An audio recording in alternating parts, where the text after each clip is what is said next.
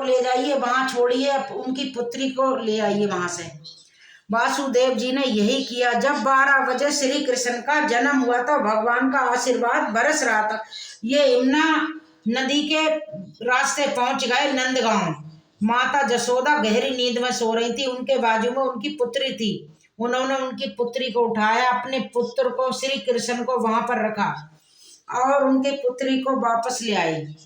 जसोदा माता के जो पति थे वो थे नंद बाबा। वे वासुदेव के बहुत अच्छे मित्र थे। जो वासुदेव जी ने करा तो जो नंद बाबा को बहुत अच्छी जानकारी थी, प्रॉपर बात बूत हुई थी। जब कंस के सामने उन्हें लेकर पहुंचे तो कंस ने देखा कि आकाशवाणी तो हुई कि कोई 8वीं संतान पुत्र होगा, वो मेरा वध करेगा, ये तो पुत्र ही है। लेकिन कंस रिस्क नहीं लेना चाहता था। कंस उठाकर पटकने ही वाला था। जो पुत्री थी जसोदा माता की, वो देवकी की पुत्री है, पटकने ही वाला था कि वो आसमान में उड़ चली और योग माया का रूप धारण किया। उन्होंने डराते हुए कंस को कहा कि कंस, और तू, तेरी तलवार मुझे तो क्या, मेरी परछाई को भी नहीं छू सकते। तू मुझे क्या मार पाएगा? तुझे मारने वाला तो जन्म ले चुका है और सुरक्षित है, अब तू कुछ नहीं कर पाएगा। ये कह के वो आसमान को अदृश्य हो गई। बहुत सारे लोग, वही सुभद्रा थी, नहीं नहीं, वो सुभद्रा नहीं थी, वो योग माया थी, जो कि जन्म के बाद अपना चमत्कार दिखा के आसमान में ही अदृश्य हो गई। ये योग माया थी। सुभद्रा कोई और थी। सुभद्रा माता रोहिणी के गर्भ से प्रॉपर इंसान के रूप में जन्म लिया था, जो कि वासुदेव की ही पुत्री थी। वासुदेव जी की 2 पत्नियां थी, एक माता रोहिणी और एक देवकी। जसोदा माता और नंद बाबा का किस्सा अलग है, वो नंदगांव में थे। लेकिन जो कृष्ण जी थे वो देवकी के माता से जन्म लिए थे, और जो बलराम जी और सुभद्रा माता रोहिणी माता के गर्भ से जन्म लिया था। पिताजी एक थे, माता 2 थी। और समय बीता, भगवान बलराम और सुभद्रा माता और साथ में ही बीता था, साथ में ही बड़े हुए थे। भगवान श्री कृष्ण बड़े बड़े चमत्कार दिखाए बचपन में। अब जमाना बढ़ गया, माता सुभद्रा के विवाह की बात थी, तो बलराम जी जो कि उनके बड़े भाई थे, उन्होंने क्या फैसला लिया कि माता सुभद्रा, उनकी छोटी बहन का विवाह दुर्योधन से होगा। कौरवों का वही सबसे बड़ा भाई दुर्योधन। बलराम जी चाहते थे सुभद्रा माता का विवाह दुर्योधन से हो, क्योंकि उस समय अर्जुन जी वनवास में थे, वन में रहते थे। इसीलिए सारे लोग यदुवंशी चाहते थे कि हमारी पुत्री का विवाह वहां पर होना चाहिए, दुर्योधन के साथ होना चाहिए। जब इसी तरह से भगवान श्री कृष्ण को पता चली तो भगवान श्री कृष्ण चिंता में चले गए। भगवान श्री कृष्ण तो भगवान थे, भले इंसान के रूप में थे, पर उनको तो सब पता था, त्रिकालदर्शी थे, वो सब कुछ देख सकते थे, सब कुछ जानते थे। इसलिए वो कदापि नहीं चाहते थे कि उनकी बहन का विवाह दुर्योधन से हो। दुर्योधन आगे चल के कितना बड़ा पापी बनेगा, इसीलिए उन्होंने अपनी बहन सुभद्रा से क्या कही कि तुम अर्जुन को लेके भाग जाओ। जब वो अर्जुन को लेके भाग रही थी, रथ में सवार थी, ये बात जब बलराम जी और यदुवंशियों को पता चली तो काफी ज्यादा क्रोधित हो गए कि अर्जुन कौन है, हमारी पुत्री को लेके कैसे भाग रहा है। सभी लोग क्रोध में आके अर्जुन का पीछा करने लगे और आखिरकार क्या हुआ, अर्जुन के रथ को पकड़ लिया यदुवंशियों ने।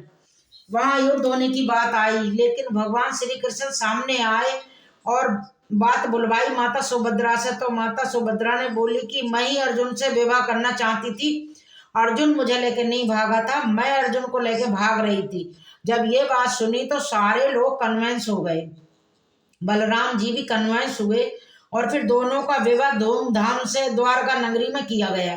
द्वारका में विवाह होने के बाद वहां से विदाई दी गई। विदाई देके वो सीधे पहुंचे इंद्रप्रस्थ। इंद्रप्रस्थ में पहले ही से मौजूद थी, कौन मौजूद था? द्रौपदी मौजूद थी, जो कि 5 पांडवों की पत्नी थी। जब द्रौपदी का इनसे विवाह हुआ था, सभी लोगों ने इन्हें वचन दिया था कि तुम्हारे रहते हुए कोई हम और रानी इस महल में लेकर नहीं आएंगे, लेकिन अर्जुन जी लेके आए। और द्रौपदी बहुत ज्यादा क्रोधित हो गई, दुख में चली गई, रोने लगी। लेकिन माता सुभद्रा श्री कृष्ण की ही बहन थी। मधुर वाणी अपने भाई से प्राप्त हुई थी। उन्हें अपनी मधुर वाणी से द्रौपदी माता को मना लिया और दोनों बहुत ही प्रेम के साथ खुशी खुशी महल में रहने लगी। समय और बीता, महाभारत का समय आया। सुभद्रा माता गर्भवती हुई। अभिमन्यु उनके गर्भ में आए। किस तरह अर्जुन जी माता सुभद्री को चक्रव्यूह भेदने के बारे में बता रहे थे, सुभद्रा सुन रही थी। फिर उनको नींद लग गई। तो अभिमन्यु जी गर्भ में थे, सारी बात सुन रहे थे अभिमन्यु, मगर तोड़ के बाहर कैसे आएगा। सुभद्रा माता को नींद आ गई थी, तो वहां से निकलने का, चक्रव्यूह का वो समझ नहीं पाए। और गांधारी ने और इनको श्राप दिया था और बिल्कुल वैसा ही हुआ। महाभारत के कुछ समय बाद, काफी सालों के बाद, जब राजा परीक्षित बड़े हो गए, राज गद्दी उनको मिल गई, तब युधिष्ठिर जी और सारे भाई, अर्जुन भी शामिल थे, उन्होंने ये डिसीजन लिया कि हम सौरभ की तरफ प्रस्थान करेंगे और अपना देह त्याग देंगे, मोह माया का त्याग करेंगे। इसमें द्रौपदी जी उनके साथ में शामिल हो गई। अब बची कौन? माता सुभद्रा। और उनकी जो बहू थी वो उत्तरा। सुभद्रा की बहू उत्तरा थी, वो स्वर्ग लोक की तरफ प्रस्थान नहीं करा था, क्योंकि द्रौपदी पांडवों के साथ प्रस्थान कर रही थी। उत्तरा अभिमन्यु की पत्नी थी, वीर अभिमन्यु की पत्नी उत्तरा और माता सुभद्रा दोनों महाभारत के काफी सालों के बाद हस्तिनापुर में एक्टिव रही हैं। जब राजा परीक्षित वीर अभिमन्यु के पुत्र थे, पांचों पांडवों ने स्वर्ग की तरफ प्रस्थान कर दिया, तो माता सुभद्रा अपनी बहू के साथ उन्होंने गंगा नदी में जाकर जल समाधि ले ली। माता सुभद्रा, जिनकी पुत्र वधु थी उत्तरा, वो एक पहाड़ में समाधि ली है जाके, जहां पर आज भी सुभद्रा माता का शूल मंदिर स्थापित है। धुम्रा पर्वत पर माता का मंदिर मौजूद है, वो राजस्थान में ही मौजूद है। लोगों का मानना है कि उस काल में ही बनवा दिया गया था। ये बहुत ही प्राचीन मंदिर है और यहाँ पर सभी लोगों की सारी मनोकामनाएं पूर्ण होती हैं, जो जीवन भर से अपने साथ में पाल रहे होते हैं। माता सुभद्रा भगवान श्री कृष्ण की बहन थी, वो यहीं पर समाधि लेती हैं। आज भी उस मिट्टी में, करकण में माता सुभद्रा का आशीर्वाद छाया हुआ है। उम्मीद करती हूँ जब कभी आपको मौका मिले तो आप वहाँ विजिट जरूर करें।